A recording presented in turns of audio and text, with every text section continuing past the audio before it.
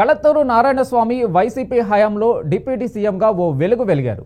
రాజకీయాలలో సీనియర్ అయిన ఆయనకు ముక్కుసూటిగా మాట్లాడతారనే పేరుంది. వైసీపీలో నారాయణస్వామికి అధినేత జగన్ పెద్దపీటే వేశారు. ఇంతకీ రాజకీయాలలో నారాయణస్వామి పరిస్థితి ఎలా ఉంది? Watch the story.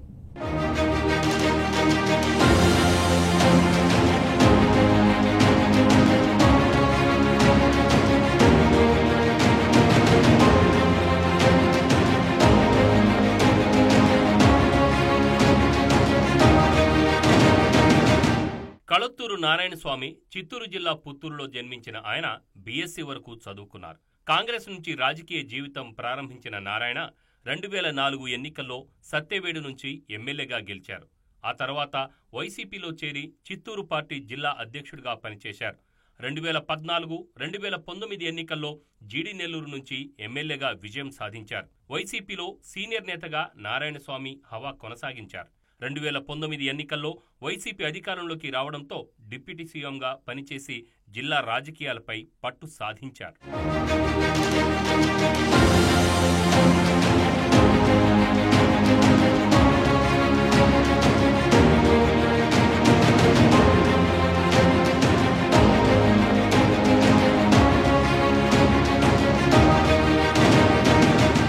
నారాయణస్వామి జగన్కు వీర విధేయుడుగా ముద్రపడ్డారు. వైఎస్ జగన్ తొలి కేబినెట్లోనూ మలి కేబినెట్లోనూ నారాయణస్వామి డిప్యూటీ సీఎంగా పదవి దక్కించుకున్నారు. అంతేకాకుండా కీలకమైన ఎక్సైజ్ శాఖ మంత్రిగా పనిచేశారు. జగన్కి కూడా నారాయణస్వామిపై ప్రత్యేకమైన అభిమానం ఉందంటారు ఆయన అనుచరులు.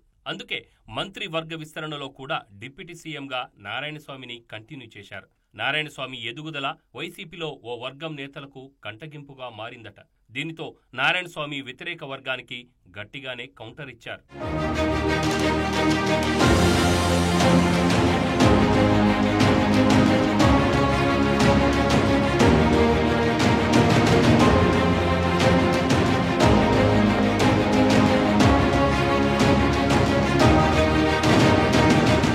తాను తప్పు చేయనని, తప్పు చేస్తే కాళ్ల మీద పడతానని తెలిపారు. తాను పుట్టినప్పటి నుంచి పెత్తందార్లకు వ్యతిరేకినని నారాయణస్వామి స్పష్టం చేశారు. తనను వ్యతిరేకిస్తున్న వారు అమెరికా, బెంగళూరులో వ్యాపారాలు చేసుకుంటూ మిగిలిన సమయంలో నియోజకవర్గంలో తిరుగుతారని సెటైర్లు పీల్చారు. తన మీద ఎందుకింత కక్ష అంటూ నిలదీసిన నారాయణస్వామి పదవులు ఇస్తేనే పార్టీలో అందరినీ కలుపుకొని పోయినట్లా, లేకపోతే లేదా అంటూ నిలదీశారు. పార్టీలో నారాయణస్వామికి పరపతి బాగానే ఉందంటారు ఆయన అనుచరులు. 2024 ఎన్నికల్లో నారాయణస్వామి కుమార్తె కృపాలక్ష్మికి టికెట్ ఇప్పించుకోగలిగారు. దీనితో నారాయణస్వామి ఇమేజ్ ఏమాత్రం తగ్గలేదని రుజువైంది. సీనియర్ నేతగా ఉన్న నారాయణస్వామికి ముందు ముందు జగన్ ఏ బాధ్యతలు ఇస్తారో చూడాలి.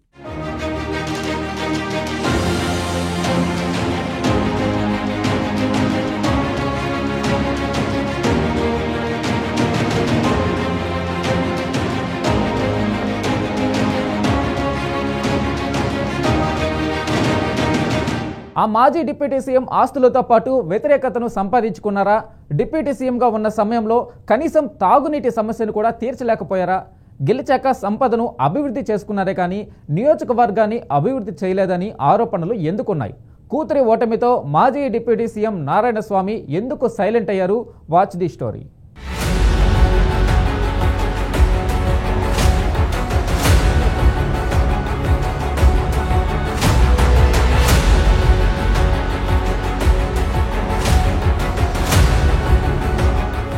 డిప్యూటీ సీఎంగా పగ్గాలు చేపట్టాక నియోజకవర్గంలో అభివృద్ధి జరుగుతుందని ఆశించిన నారాయణస్వామి మాత్రం ఆ దిశగా అడుగులు వేయలేదని నియోజకవర్గ ప్రజల మాట. అభివృద్ధి చేస్తానని గెలిచిన మాజీ డిప్యూటీ సీఎం నారాయణస్వామి మాట తప్పారని స్థానికులు అంటున్నారు. దాదాపు 30 సంవత్సరాలు పైగానే అక్కడి ప్రజలతో ఓట్లు వేసి గెలిపించుకొని ఎన్నో పదవులు అనుభవించిన నారాయణస్వామి అంచెలంచెలుగా రాజకీయంగా ఎదుగుతూ ఆర్థికంగా ఎదిగారనే తప్ప గ్రామాల్లో ప్రజలు పడుతున్న ఇబ్బందులను, రైతులు ఎదుర్కొంటున్న సమస్యలను తీర్చడంలో ఘోరంగా విఫలం చెందారనే ఆరోపణలు ఉన్నాయి. ఆ స్థాయిలో పదవి వచ్చినప్పటికీ జీడి నెల్లూరులో తాగునీటి సమస్య కూడా పరిష్కరించలేకపోయారని విమర్శలు ఉన్నాయి.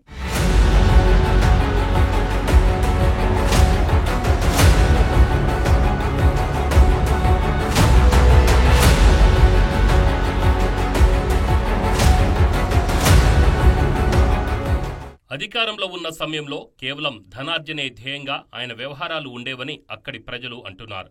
అయిన వారికి దోచిపెట్టడం, ఆర్థికంగా కుటుంబాన్ని బలపర్చుకోవడంలోనే బిజీగా ఉండేవారనే ఆరోపణలు ఉన్నాయి. జీడీ నెల్లూరు అనేది ప్రకృతి సంపదతో నిండి ఉంటుంది.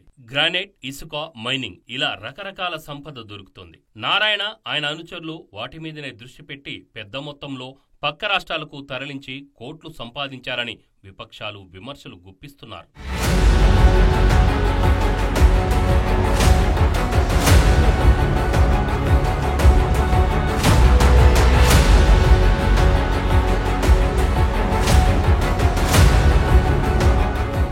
నారాయణస్వామిపై నియోజకవర్గంలో వ్యతిరేకత ఉందని గ్రహించిన వైసీపీ 2024 ఎన్నికల్లో టికెట్ నిరాకరించింది. అయితే ఎన్నో రకాల ప్రయత్నాలు చేసి నారాయణస్వామి తన కుమార్తె కృపాలక్ష్మికి టికెట్ ఇప్పించుకున్నారని అంటుంటారు.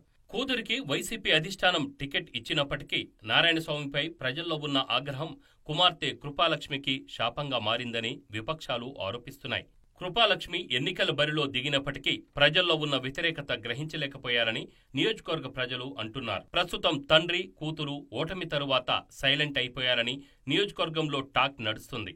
నియోజకవర్గంలో వ్యతిరేకత మూటగట్టుకున్న నారాయణస్వామి కుమార్తె రాజకీయ భవిష్యత్ కోసం ఎలా పనిచేస్తారో చూడాలి.